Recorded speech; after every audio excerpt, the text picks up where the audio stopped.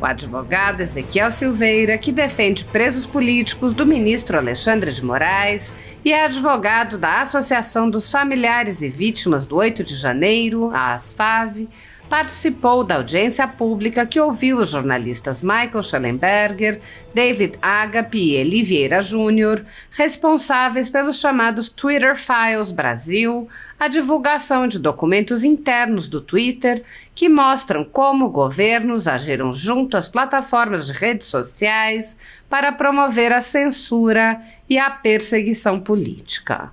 Ezequiel Silveira disse: o 8 de janeiro tem tudo a ver com a liberdade de expressão, porque foi o ataque à liberdade de expressão que levou às manifestações que culminaram no 8 de janeiro.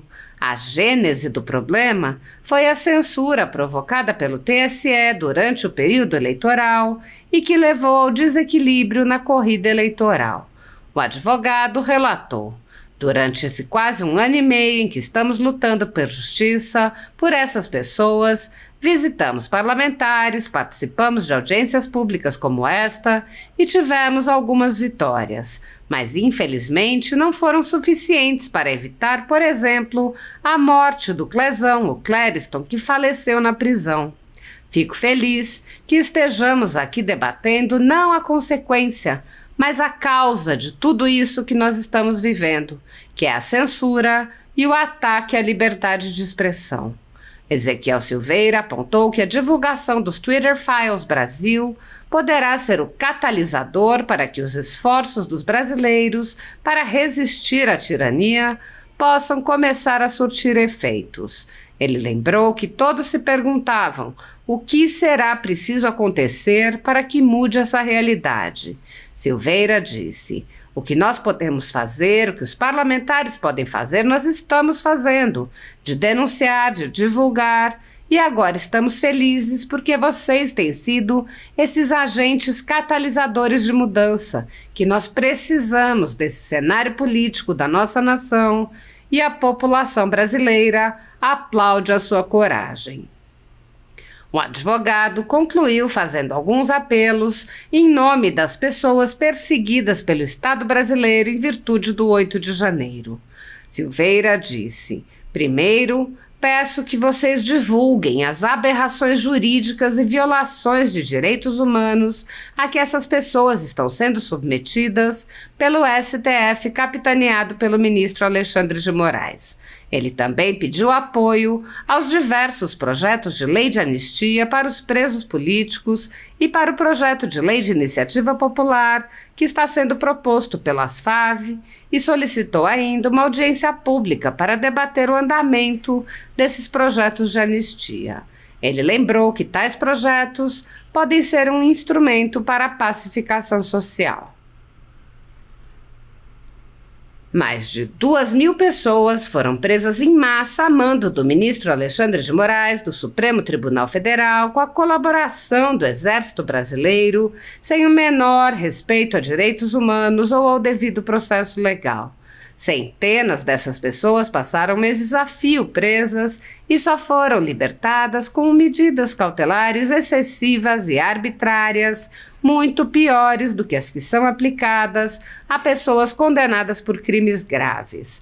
Milhares de famílias continuam sofrendo com as restrições às suas liberdades e seus patrimônios. Um dos presos políticos, Clériston Pereira da Cunha, morreu sob a custódia do Estado, enquanto um pedido de soltura formulado pela Procuradoria-Geral da República ficou meses aguardando que o ministro Alexandre de Moraes se dignasse a analisá-lo. Tudo sob o olhar complacente do Senado Federal. Enquanto cidadãos comuns ficam sujeitos a medidas abusivas, autoridades do governo Lula envolvidas nos fatos do dia 8 de janeiro seguem livres, leves e soltas. O general G. Dias, por exemplo, era o ministro do Gabinete de Segurança Institucional, era responsável pela segurança do Palácio do Planalto e foi filmado no interior do palácio interagindo com os invasores. Até o momento, o general G. Dias não foi preso, não sofreu busca e apreensão, não teve seu passaporte apreendido, nem suas contas bloqueadas, nem seus bens ou sua renda apreendidos. Essas medidas cautelares são reservadas a conservadores, que podem sofrer qualquer uma ou várias delas sem qualquer indício de crime, sem direito à defesa nem acesso ao devido processo legal. Quando aplicadas a conservadores, as medidas cautelares podem perdurar pelo tempo que desejar o senhor ministro que determina sua aplicação, ainda que as pessoas não tenham foro privilegiado e não estejam, portanto, sujeitas à jurisdição das cortes superiores. Apoiadores do ex-presidente Jair Bolsonaro e pessoas que apenas têm um discurso diferente do imposto pelo cartel midiático vêm sendo perseguidos, em especial pelo judiciário. Além dos inquéritos conduzidos pelo ministro Alexandre de Moraes no Supremo Tribunal Federal, também o ex-corregedor do Tribunal Superior Eleitoral, Luiz Felipe Salomão, criou seu próprio inquérito administrativo e ordenou o confisco da renda de sites e canais conservadores, como a Folha Política. Toda a receita de mais de 20 meses do nosso trabalho está bloqueada por ordem do TSE, com aplauso dos ministros Luiz Roberto Barroso, Alexandre de Moraes e Edson Fachin. Sem a renda de seu trabalho, o jornal corre o risco de fechar.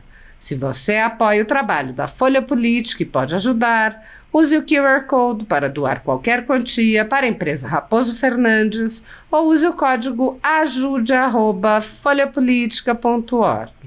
Caso prefira, há a opção de transferência bancária para a conta da empresa Raposo Fernandes, disponível na descrição deste vídeo e no comentário fixado no topo. Há mais de 10 anos, a Folha Política faz a cobertura da política brasileira, mostrando atos, pronunciamentos e eventos dos três poderes, quebrando a espiral do silêncio imposta pelo cartel de mídia que quer o monopólio da informação.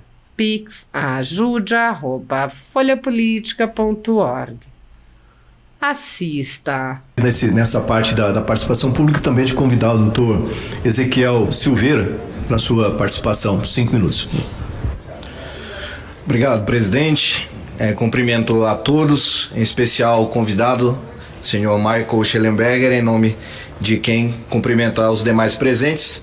Meu nome é Ezequiel Silveira, eu sou advogado de dezenas de réus do 8 de janeiro e advogado da Associação dos Familiares e Vítimas do 8 de janeiro, que é uma ONG, né, uma ONG, e acho que o Schellenberger vai entender melhor. O 8 de janeiro ele tem tudo a ver com a liberdade de expressão, porque foi o ataque à liberdade de expressão que levou às manifestações que culminaram no 8 de janeiro. Depois o que aconteceu ali, dos infiltrados, a baderna, isso aí a gente pode discutir. Mas a gênese do problema foi a censura que foi provocada pelo TSE durante o período eleitoral e que levou a um desequilíbrio na corrida eleitoral. E aqui relato uma experiência pessoal, naquele dia 20 de outubro de 2022, quando o TSE prolatou aquele voto pela censura, naquele voto envergonhado da ministra Carmen Lúcia, em que disse ali que a censura poderia, mas só excepcionalmente, né? Eu não dormi aquele dia, senador Girão. Eu fiquei mal, porque eu fiquei imaginando em que país meus filhos viveriam, em que país nós viveríamos no futuro, sendo que a Suprema Corte, os ministros da Suprema Corte ali naquele julgamento, estavam autorizando que acontecesse uma censura durante um período de tempo. E aí o que eu fiz? No dia seguinte eu peguei uma cópia minha da Constituição Federal, uma velha que eu tenho lá, um megafone, e durante 10 dias eu fiquei sozinho ali na frente do Supremo Tribunal Federal, lendo a Constituição para o Supremo Tribunal Federal, porque aparentemente eles haviam esquecido. Mas eu sinceramente não imaginava que essa situação escalaria e chegaríamos onde estamos hoje. Durante quase esse 1 ano e meio em que nós estamos lutando pela justiça por essas pessoas, nós visitamos parlamentares, participamos de outras audiências públicas como essa e tivemos algumas vitórias. Mas infelizmente não foram vitórias o suficiente para evitar, por exemplo, a morte do Clezão, o Clériston, que faleceu na prisão. Então eu fico feliz que hoje nós estejamos aqui debatendo não as consequências que é o 8 de janeiro, mas a causa de tudo isso que nós estamos vivendo, que é a censura e o ataque à liberdade de expressão que nós estamos vivendo no Brasil. Durante esse período, durante esse 1 ano e meio, também nós nos questionamos, e aqui houve aqui um alinhamento de pensamento com o senador Girão, porque a gente fazia essas preces, essas orações, meu Deus, o que será preciso acontecer para que a gente mude essa realidade, porque o que nós podemos fazer, o que os parlamentares podem fazer, nós estamos fazendo, de denunciar, de divulgar.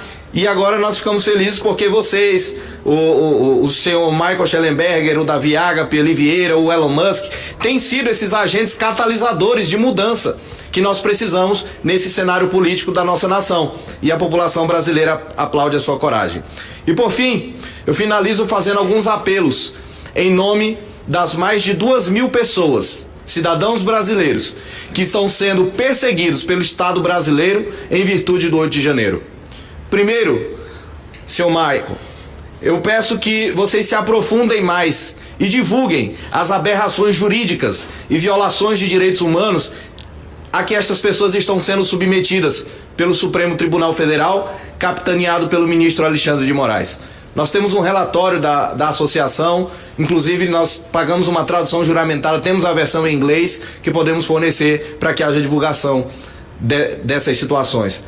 Também gostaria de solicitar o seu apoio dos parlamentares e de toda a sociedade brasileira aos projetos de lei de anistia dos presos políticos, que já há alguns tramitando aqui nesta casa e na Câmara Federal. Esta semana nós também lançamos uma campanha de um projeto de lei de anistia de iniciativa popular.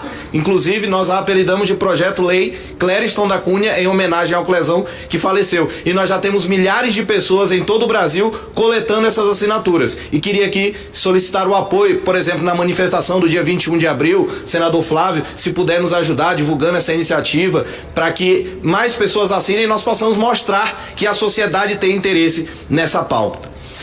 E nós temos um WhatsApp da associação no qual nós divulgamos para que as pessoas entrem em contato para pegar os formulários para assinatura. A Meta acabou de derrubar o WhatsApp da associação. Está aqui, quem quiser ver, foi derrubado. Então, existe sim uma relação profunda, né? E finalizo fazendo um último apelo.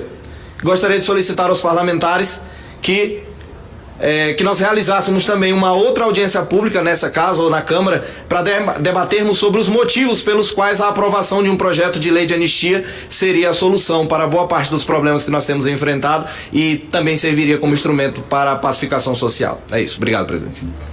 Obrigado, senhor doutor Ezequiel Silveira. Olá, meu nome é Gabriela Ritter, sou presidente da ASFAV, Associação dos Familiares e Vítimas do 8 de janeiro, e filha de um preso político que foi condenado sem provas pelo Supremo Tribunal Federal. Na semana passada, uma pesquisa do Datafolha comprovou que a grande maioria da população brasileira sabe que não aconteceu nenhuma tentativa de golpe de Estado no dia 8 de janeiro. E mesmo assim, o Supremo Tribunal Federal vem condenando sem provas pessoas idosas e trabalhadoras apenas injustas. Além disso, os presidentes das duas casas do Congresso Nacional, o senador Rodrigo Pacheco e o deputado Arthur Lira, estão postergando a tramitação dos projetos de lei de anistia que já foram protocolados. E enquanto o parlamento segue inerte, pessoas inocentes estão sofrendo e morrendo. Por isso, atendendo a pedido das vítimas e familiares, a ASFAV está lançando uma campanha para aprovação de um projeto de lei de iniciativa popular para aprovação da lei de anistia para os presos políticos do 8 de janeiro. Esse projeto de lei, quando aprovado, receberá o nome de Lei Clériston da Cunha, em homenagem ao Clezão, preso político, esposo da Jane, pai da Luísa e da Késia, morto no presídio da Papuda por culpa do ministro Alexandre de Moraes. O projeto de lei de iniciativa popular é um instrumento pelo qual a população expressa o seu desejo e, além de ter uma tramitação em regime de urgência, consegue exercer uma pressão política imensa sobre os parlamentares para que se respeite a vontade do povo. Por isso, precisamos do teu apoio. Temos que coletar pelo menos 1.600.000 assinaturas. Essas assinaturas deverão ser realizadas de forma física em um formulário que nós vamos fornecer e enviadas para que nós possamos conferir, catalogar e levar ao Parlamento. Caso você deseje ser o responsável pela coleta das assinaturas na sua cidade ou deseje tirar alguma dúvida sobre o projeto, entre em contato conosco através desse WhatsApp que está aparecendo agora. Siga também as redes sociais da ASFAV, acompanhe o nosso trabalho e vamos juntos lutar pela liberdade e pela justiça do nosso país.